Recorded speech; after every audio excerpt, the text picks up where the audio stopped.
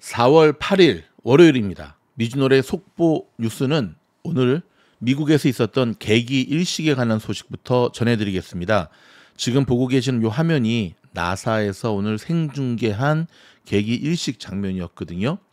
자, 북미 지역 115마일에 걸쳐 관측되었던 계기 일식 때문에 오늘 미국이 축제 분위기였습니다. 멕시코 태평양부터 텍사스주를 거쳐 그 외 14개 주 그리고 캐나다까지 계기 일식은 총 4시간가량 이어졌었는데요. 지금 보고 계시죠? 이게 태양이 지금 달에 가려진 모습이고요. 제가 살고 있는 캘리포니아에서는 한 절반 정도 가려진 모습만 볼 수 있었지만 동부 쪽, 달라스, 텍사스 이쪽은 완벽하게 가려진 대낮에 칠흑 같은 어두움을 경험할 수 있었던 영상을 지금 보고 계신데요. 최대 4분 28초 동안 계기 일식의 암흑이 진행이 됐습니다. 자, 서부 시간으로 오전 10시부터 1시까지 저도 뒷마당에 나가서 드론 띄워가면서 촬영을 했는데 아차 싶었습니다. 왜냐하면 태양을 바라볼 수 있는 월마트에서 파는 1불짜리 그 안경을 미처 안 사가지고 아무리 선글라스를 끼고 봐도 이게 안 그려지더라고요. 다시 한번 제가 반성을 했습니다. 디테일이 약했구나. 한평생 이런 모습 보기 힘든데 여러분, 주식은 디테일입니다. 다음 소식 전해드립니다. 테슬라가 시장을 이끈 하루였습니다. 지금 보고 계신 테슬라 모습 조금 전에 장이 끝났거든요. 7분 전에 172.98로 마감이 되었고요. 4.90% 막판에 조금 밀리긴 했지만 그래도 잘 버텨줬습니다. 4.90%로 테슬라가 마무리가 되었는데요. 오늘 테슬라가 상승할 수 있었던 것은 지난주 금요일에 저희가 속보로 전해드렸던 대로 8월 8일에 로보택시 호재 때문에 그렇습니다. 자, 일론 머스크가 자신의 소셜미디어인 X에 8월 8일에 로보택시를 공개할 것이라고 트윗한 이후에 오늘 개장 전부터 주가가 상승하기 시작했고요.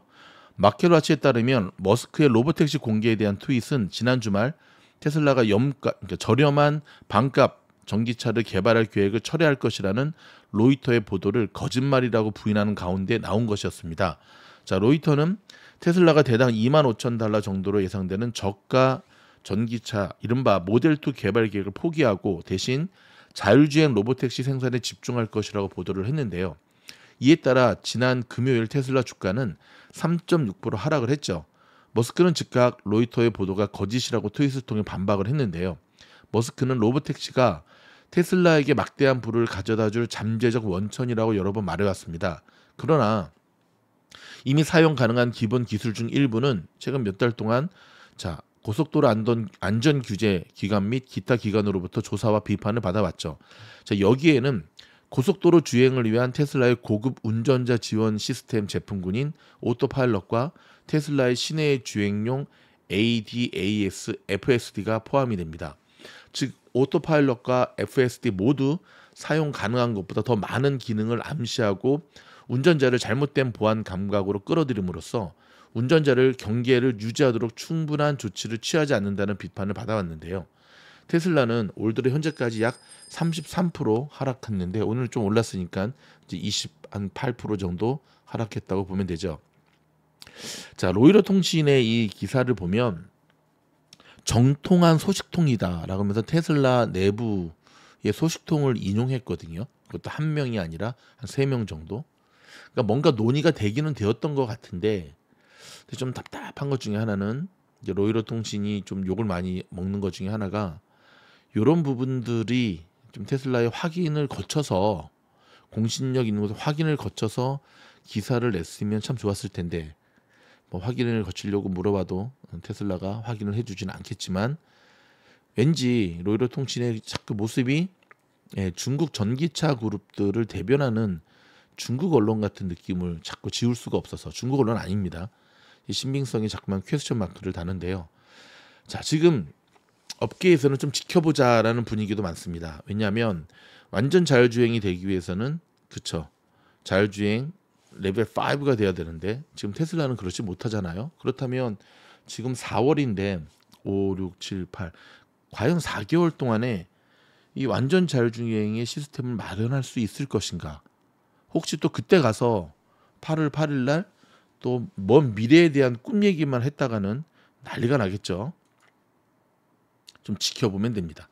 자, 그럼에도 불구하고 여러분 테슬라 주주분들 다시 한번 축하드리고요. 그동안 테슬라가 많이 빠져서 기술적 분석으로도 바닥을 딛고 올라올 타이밍이었는데 지난주 금요일 이어서 금요일 호재 덕분에 오늘 테슬라 잘 버텨줬고요. 테슬라가 시장을 이끈 하루였습니다. 자, 테슬라가 시장을 이끌긴 했는데 다른 주가들의 움직임은 상당히 좀 아쉽습니다. 자, 핀비전 모습을 한번 보실까요? 오늘 장 시작하기 전에 굉장히 많은 종목별 호재들이 있었거든요. 일단 목표가 상향 리포트를 받은 기업들도 굉장히 많았어요. 뭐 엔비디아, 마이크론, 브로드컴, 이 반도체주를 중심으로 목표가 상향 리포트도 많이 나왔고요. 소형주 가운데는 소파이도 목표가 상향 리포트 나왔는데, 자 여러분, 저희 미주놀이 오늘부터 베타 버전으로 실시하는 여기 커뮤니티 안에 딱 보시면은요, 이렇게 제가 장 시각 후 1시간 30분 후에 장을 스케치하면서 올려드린 글들이 있습니다. 여기 보시면 제가 장을 보면서 특별히 이렇게 트레이딩 그리고 1시간 반 타이밍 때의 이 핀비지의 모습이거든요. 일단 베타 버전을 한번 실시해 보도록 하겠고요. 이렇게 좋아요가 여러 개밖에 안 달리면 안 되겠죠.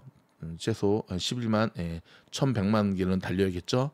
그러면 제가 이걸 시간대별로 한번 계속 써 내려갈까 하는 생각이 있습니다. 저는 이게 왜 이게 중요하냐면 지나고 난 다음에 바라보는 핀비지의 모습과 이 시간대별로 어떠한 변화의 모습을 보였는가를 바라보는 거는 여러분 큰 차이가 있습니다.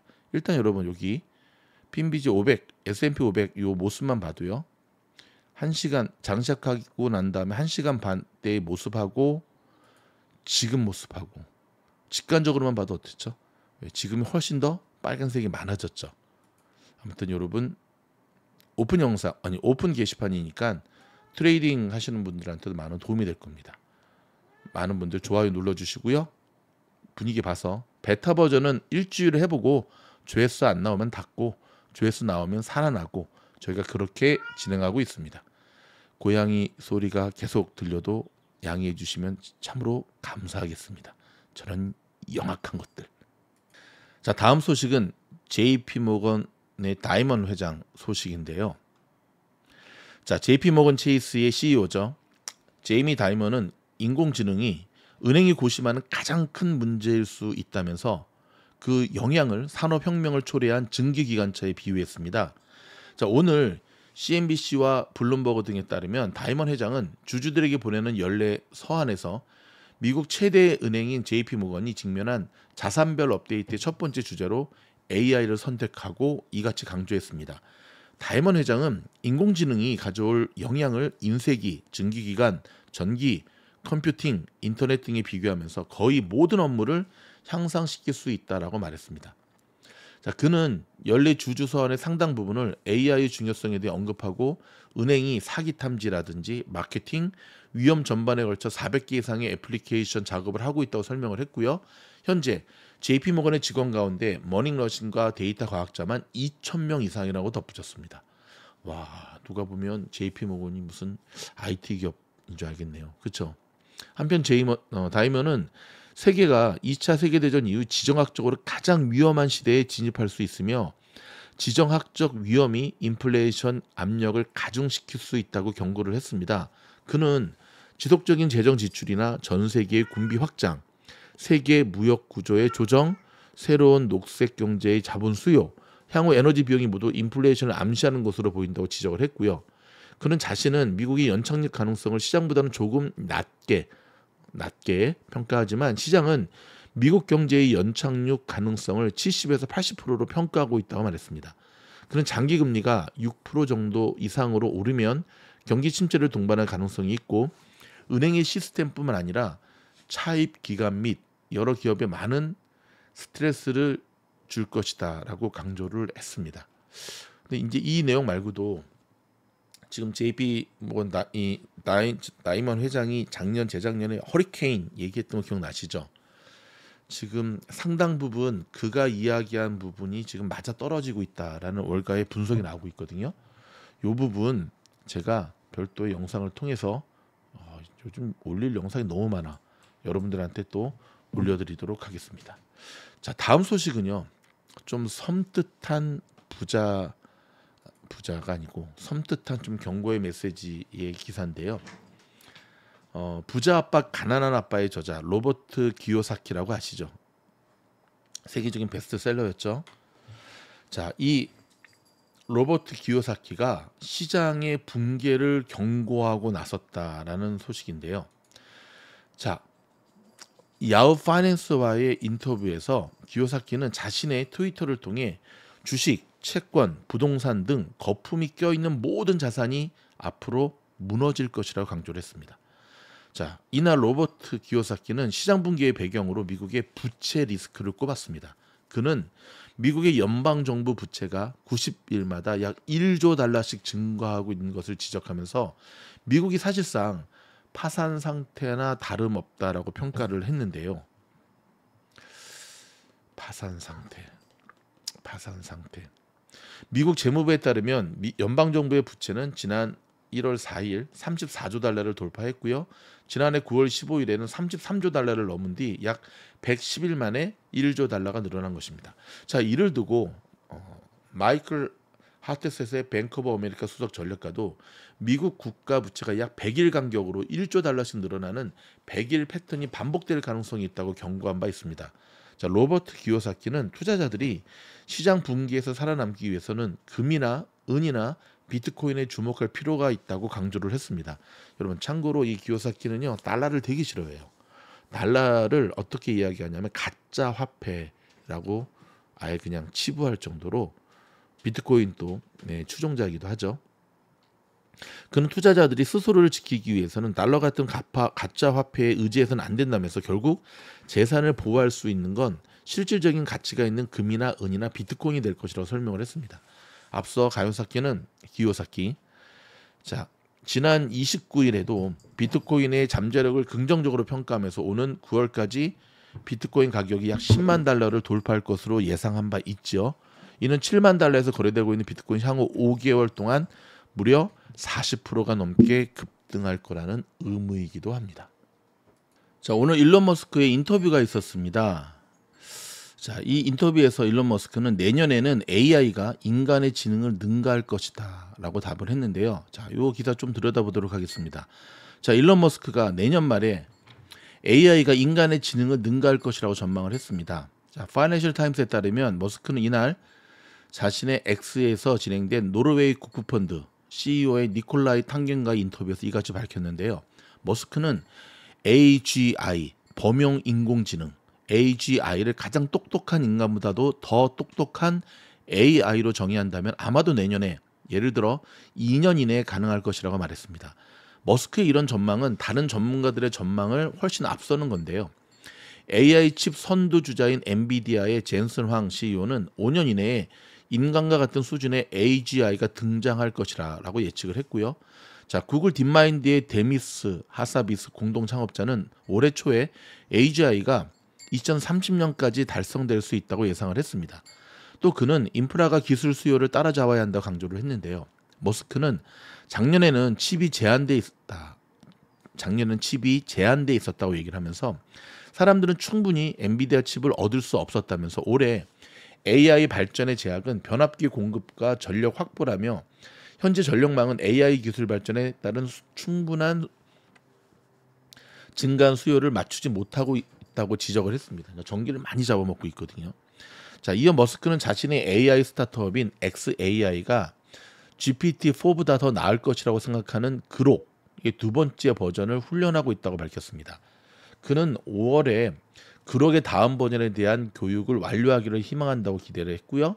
그록은 머스크가 작년 7월 설립한 AI 스타트업 xAI가 대규모 언어 모델 LLM 그록 1을 기반으로 지난해 같은 해 12월 선보인 챗 GPT와 같은 AI 챗봇입니다. 머스크는 지난 한 해 동안 xAI에 더 많은 시간과 자원을 투입했다고 파이낸셜 타임스는 전했는데요. 오픈 AI와 경쟁하기 위해서는 미국과 중동, 홍콩 투자자들로부터 회사 가치를 180억 달러로 평가할 자금 조달을 시도하고 있는 것으로 알려졌습니다.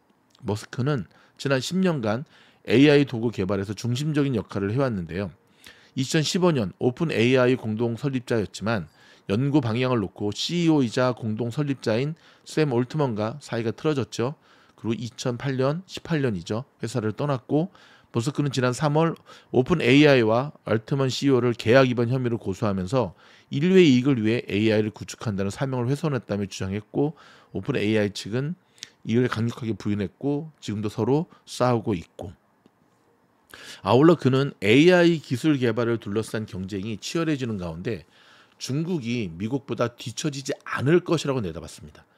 머스크는 5년 안에 사람을 달에 데리고 갈 것이라면서 무인 우주선 스타쉽이 5년 안에 화성에 도달하고 7년 안에는 인류가 처음 화성에 착륙할 수 있을 것이라며 자신이 이끄는 우주기업 스페이스X의 화성 탐사 계획도 밝혔습니다. 5년 안에 달 가고 사람을 근데 이미 1960년대인가요? 70년대인가? 68년인가? 아폴로 13호? 우리 가지 않았나? 뭐 조작설도 나오긴 하지만 안 갔나? 간 거 아닌가? 근데 안 간 것 같기도 하고. 여러분 어떻게 생각하십니까? 그 다음에 8년 안에 화성 간다고 지금 얘기를 했죠. 7년 안 가기만 해봐라. 아무튼 갈 수 있기를 바라겠습니다. 갈 수는 있죠. 이제 살아서 가느냐, 이제 죽어서 가느냐, 또 갔다가 살아서 돌아오느냐, 또 그냐가 이제 문제죠. 근데 저는 안 갈 것 같아요. 저는 그냥 스타쉽 타고 가는 사람들 오늘 개기 일식처럼 그냥 저는 지원해주고 박수 쳐주고 응원할 것 같습니다. 저는 지구를 사랑합니다. 자, 미국의 국채 시장이 마치 올해에는 금리 인하가 없을 것처럼 움직이고 있다고 마켓워치가 오늘 보도를 했는데요. 기준물인 10년 만기 국채 수익률은 지난 주말보다 0.046 상승한 4.422%로 올랐습니다. 또 연준의 통화정책 전망에 민감히 반응하는 2년물 수익률은 여러분 이게 2년물은 아시다시피 연준의 통화정책이 민감하다 보시면 돼요. 0.057% 뛴 4.786%를 기록했는데요. 자, 5일 발표된 미국의 3월 고용 동향에서 지난달 신규 취업자 수가 30만 3천 명으로 시장의 전망치 20만 명을 압도한 것으로 확인된 것이 부담이 되고 있죠. 미국의 경제가 인플레이션을 크게 자극하지 않으면서도 탄탄한 성장을 지속하고 있어서 연준이 올해 금리 인하에 나서지 않을 수도 있다는 전망이 곳곳에서 나오고 있습니다. 특히 10일에 발표될 예정인 돌아온 10일입니다. 내일 모레죠. 수요일. 자, CPI가 3월 CPI가 1, 2월에 이어 또다시 시장 예상을 웃도는 높은 상승률을 기록하면 연내 금리 인하는 물거품이 될 수 있다는 우려도 제기가 되고 있습니다. 참, 좀 그러네요. 그렇죠? 자, 마켓워치에 따르면 10년물 국채 수익률은 이전과 다른 행보를 보이고 있는데요. 연준이 금리 인상을 끝낸 것으로 인식이 된 이후에도 오랫동안 상승 흐름을 지속하고 있고요. ING의 미 금리 책임자인 파드라이 가비는 10년물 수익률은 이전과 다른 행보를 보이고 있다면서 올해 금리 인하가 없을 것처럼 움직이고 있다고 지적을 했습니다. 가비는 화성인이 지구에 내려 지금의 10년물 수익률 지표를 보면 연준의 금리 인상이 아직 끝나지 않았다는 결론을 내릴 것이라고 말했고요. 그는 탄탄한 노동시장과 다시 꿈틀대는 인플레이션이 전망을 흙탕물로 만들었다고 설명했습니다. 이달 들어 1일 ISM의 3월 제조업 지수, 노동부의 3월 고용 동향이 예상 외의 튼튼한 모습을 보이면서 국채 매도세가 강화됐고요. 국채 가격과 반대로 움직이는 수익률은 상승세가 가팔라지고 있습니다. 연준은 지난해 7월 26일 기준금리를 0.25% 높인 5.25에서 5.5로 끌어올린 것을 끝으로 금리를 동결해 왔는데요. 지난해 11월에는 파월 의장이 추가 금리 인상을 끝났음을 시사하기도 했습니다. 지난해 12월 FOMC에서는 올해 3차례 금리 인하를 시사했죠. 이후 시장에서는 올해 6번에서 7번 정도의 금리 인하 가능성을 내다보고 국채 수익률이 움직이기 시작했지만 이후 2에서 3회 금리 인하 전망으로 축소됐고요. 지금은 6월의 금리 인하 전망도 반반으로 보고 있고요. 더 나아가서 금리 인상 가능성도 이야기되고 있습니다. 자, 시카고 상업거래소 CME 그룹 헤드워치에 따르면 금리 선물 투자자들은 6월 12일 0.25% 금리 인하 가능성을 51%로 판단하고 있는데요. 6월 12일 FOMC 점점 낮아지고 있죠, 수치가. 금리 인하 가능성이 점점 희박해지고 있고 미국의 경제는 탄탄하다면서, 미국의 경제가 탄탄하니까 굳이 금리 인하를 단행할 이유가 없는 거죠. 자, 비록 부채와 과도한 신용카드 빚이 그 버팀목일 수는 있지만 미국 경제는 어쨌든 탄탄한 흐름을 지속적으로 하고 있어 연준이 금리를 낮추기 어려울 수 있다는 게 지금 월가의 분석입니다. 미국의 경제가 그저 둔화하지 않고 있을 뿐이라며 올해 금리가 없을 것으로 전망하는 이도 있는데요. 지난달에 아폴로 글로벌 매니지먼트의 수석 이코노미스트인 토스텐 글락은 자산운용사 뱅가드 역시 기본 시나리오로 올해 금리 동결을 내다보고 있습니다. 반면 골드만삭스는 5일 CNBC와 인터뷰에서 파월 의장과 연준 고위 인사들의 발언을 볼 때 올해 금리 인하는 있을 것으로 낙관하고 있습니다. 근데 여러분 그거 아십니까? 금리 인하가 있고 없고가 중요한 게 아니거든요. 지금 자꾸 시장이 금리 인하를 언제 하냐, 뭐 줄이느냐, 뭐 하느냐 그러는데 금리 인하가 주식 투자하는 이들에게 있어서는 금리 인하 뒤에 감추어진 핵심 키워드를 봐야 됩니다. 그게 뭔지 영상에서 제가 지금 준비하고 있으니까 다루도록 하겠습니다. 요즘 트럼프 주식 DJT 투자하시는 분들 시름이 깊어지고 계시죠? 한번 볼까요? 계속 폭락을 이어가고 있네요. 근데 얘는 숏도 못 쳐요. 수수료가 너무 비싸가지고.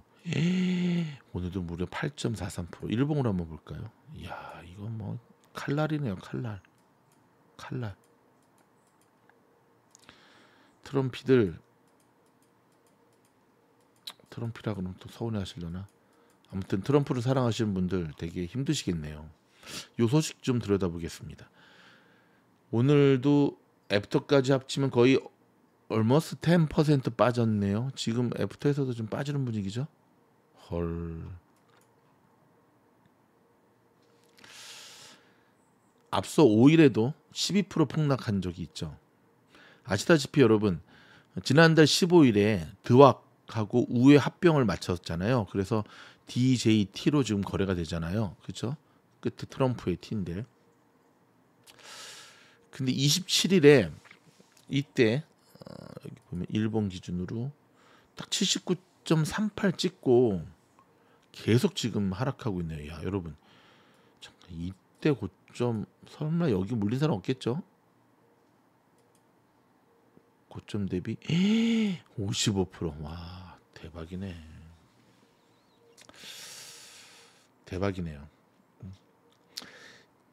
이달 2일 6% 급등한 것을 빼면 지금 7일 연속 하락하고 있고요. 밸런스에 따르면 DJT의 지분율이 57%에 이르는 트럼프는 막대한 평가손을 기록하고 있습니다. 네, 트럼프 보유 지분이 평가액은 지난달 후반 50억 달러를 넘었지만 5일에는 31억 달러를 급격히 줄었습니다. 주가가 지금 곤두박질 치니까요. 예. 트럼프가 5일 트럼프 미디어는 어메이징한 업체라고 얘기하면서 부채도 없고 현금 보유는 상당한 알짜배기라고 주장을 했지만 투자자들의 마음을 붙잡는 데는 실패하고 있습니다. 7일 데빈 누네스 최고 경영자 CEO의 인터뷰에 별로 도움이 되지 못하고 있고요. 누네스 CEO는 7일 폭스뉴스와의 출연에서 트럼프 미디어의 투자자 저변이 확대됐다고 강조했지만 정작 언제 흑자로 돌아설지에 대한 질문에는 함구했습니다. 섣불리 펌핑했다가는 저렇게 날카로운 질문 받으면 답변 못하면 그게 오히려 마이너스죠. 그는 대신 트럼프가 그랬던 것처럼 트럼프 미디어가 탄탄한 재무 구조를 갖고 있다면서 부채가 없음을 최대 강점으로 꼽았는데요. 아울러 누네스는 트럼프 미디어가 2억 달러의 현금을 갖고 있다고 강조했습니다. 트럼프 미디어는 시가총액 약 50억 달러에 걸맞지 않은 초라한 실적을 보이고 있는데요. 자, 1일 SEC 공시에서 지난해 매출이 고작 410만 달러에 불과했고요. 그 와중에 5,820만 달러의 적자를 냈다고 실토했습니다. 여러분이 아무튼 제가 세력주라고 분명히 말씀을 드렸죠. 조심하는 수밖에 없습니다. 자, 일론 머스크가 자신이 인수한 X에서 혐오 표현이라든지 가짜 뉴스 전파를 이유로 브라질 법원이 요구한 계정 차단 명령을 거부하고 판사를 공개적으로 강하게 비난했습니다. 왜 또 이렇게 브라질하고 싸우나 좀 들여다볼까요? 자, 월스트리트저널에 따르면 머스크는 최근 증오, 혐오 표현과 허위 정보를 전파한 것으로 의심되는 X 계정을 삭제하라는 브라질 대법원의 명령을 거부했습니다. 앞서 6일 머스크는 게시물을 통해 우리는 모든 계정 제재 조치를 해제하고 있다며 결과적으로 우리는 브라질에서 모든 매출을 잃고 현지 사무실을 폐쇄해야 할 수도 있지만 이윤보다는 표현의 자유가 더 중요하다고 강조했습니다. 이어서 7일 머스크는 X 게시물을 통해 곧 브라질 법원이 X에 요구하는 모든 것을 게시할 예정이고 알렉산드르 드 모라에스 대법관의 명령이 어떻게 브라질 법을 위배하는지 확인하라면서 이 판사는 뻔뻔스럽게도 브라질의 헌법과 국민을 반복적으로 배신했다면서 그는 사임하거나 탄핵당해야 한다. 부끄러운 줄 알아라. 이 쉐임은요 하고 맹비난을 했습니다. 자, 월스트리트저널에 따르면 X는 브라질 대법원이 지적한 문제의 계정들에 대한 차단이 해제됐는지 여부를 구체적으로 밝히지는 않았는데요.